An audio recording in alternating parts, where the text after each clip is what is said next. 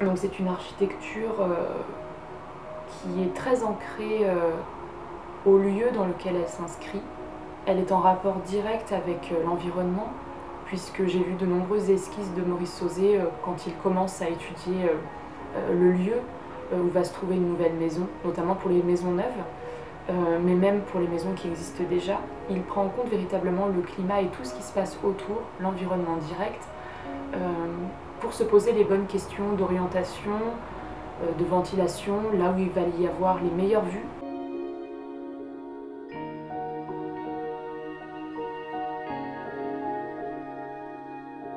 Tout est basé en fait sur le rapport à l'humain, enfin l'humain entre l'architecture et ce qu'un humain peut ressentir en fait, ce qui n'est pas le cas chez les autres architectes.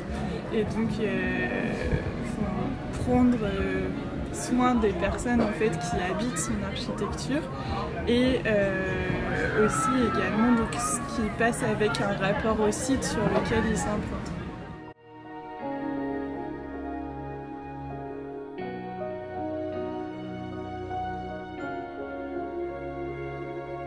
Pour moi, c'est plus une complexité en fait, dans la manière dont ça vient, par exemple, s'implanter sur le site, descendre avec une grande toiture qui s'adapte à la topographie.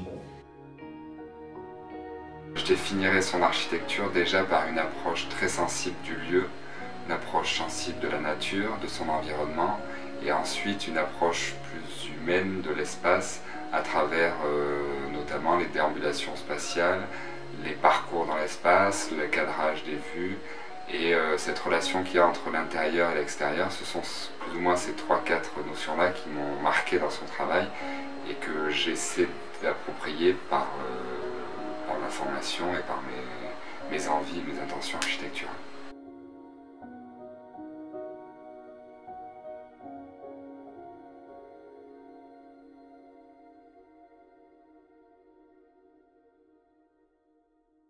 Moi, ce que je trouverais intéressant, ce serait peut-être justement d'essayer de développer cette architecture soit dans une autre région, soit peut-être à une autre échelle aussi, enfin pas que pour des villas particulières. Bon, il le fait un petit peu quand il fait par exemple des écoles, ce genre de choses, mais faire des tests, voir ce que ça donne par exemple en région parisienne peut-être, ou comment est-ce qu'on pourrait concevoir un appartement avec cette même sensibilité, plutôt une approche un peu hybride.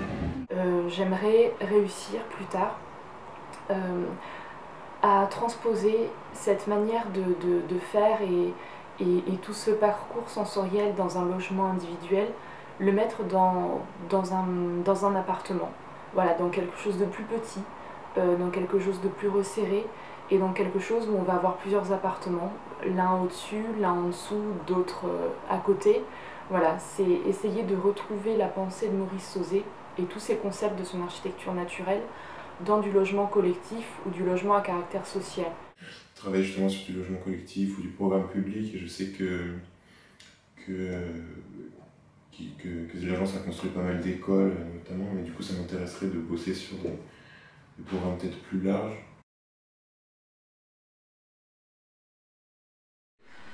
Maintenant, un projet, je l'aborde plus de la même manière, c'est-à-dire que je me mets plus à la place de l'usager dans le projet que je pouvais l'avoir précédemment. C'est-à-dire la manière dont on rentre dans un espace, la manière dont on perçoit certaines vues, comment on s'intériorise avec des notions d'ombre et de lumière propres à l'architecture japonaise et notamment à l'architecture de M. Sauzet qu'il a réussi à mettre en œuvre dans son travail. Maurice Sauzet fait référence à l'architecture vernaculaire provençale du Var. Il utilise beaucoup de couleurs qui vont être en rapport avec la nature environnante. Il utilise du bois, il utilise de l'acier qui va être recouverte d'une peinture noire pour essayer d'effacer au maximum, pour ne pas que la présence de l'acier vienne dénaturer toute son architecture. Les murets en pierre sont très très importants aussi dans son architecture. Voilà, il y a plein de choses qui rappellent à la fois ce qu'il a retiré du Japon et à la fois la base de l'architecture qu'on trouve dans le Var et surtout dans le Haut-Var.